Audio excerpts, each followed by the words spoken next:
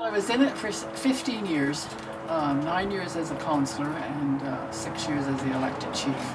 It was very rewarding, but it was also very challenging. We are the largest First Nation in the country with over 27,000 members in our community. Half of them live here, and so there's always something going on.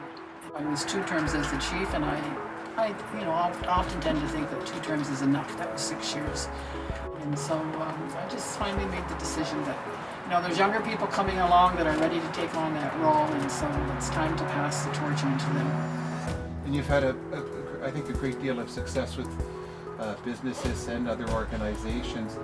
Why has these partnerships been successful under your leadership? What made them work? Well, I think whenever I've met with government people or anybody, it's this is who we are. You got to know who we are. You got to understand who we are, what our struggles are. And you have to know the history about why we are still facing so many social issues here in our community. We had the residential school era.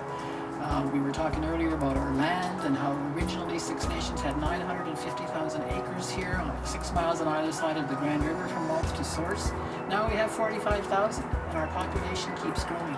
That's why you get that frustration, and I think it's important to develop partnerships with people so that they can understand that. My objective was always to work for the people and to make this community more healthy, safer, and more sustainable.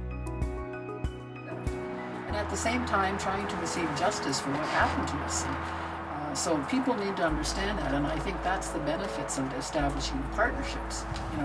People understand that. It also can present opportunities for our young people, and that's something that I think that the Y has done, is to present opportunities for our young people, and not only to improve themselves in their own lives, but also getting them the benefits of meeting new friends, getting involved in projects, and developing their own life skills, and also giving them opportunities. But it benefits our community overall, but it also benefits the businesses because they're learning about the Indigenous people in this country, and eventually I think it would benefit the whole country the more that we learn about each other. I know you've been very passionate about young people, and in terms of the work of not just Six Nations, but Indigenous people across Ontario, as you mentioned, and Canada. This has been on our government agenda and on our nation's agenda for many years, yet you seem to maintain your passion and optimism. You always got to have hope. You got to give inspiration and hope to those young people that are following behind us. And I think that things have improved from when I was a young person. I grew up in this community. I went to school here. I experienced racism because our schools only went up to grade 6, and then we had to get in buses and go off to school in Hagersville or Caledonia and Brantford. And we all experience racism. In fact, we still do.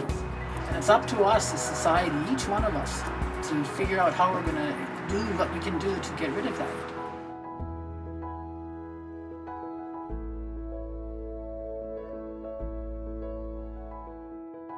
To get involved in fundraising efforts, and to volunteer to help the seniors in the community.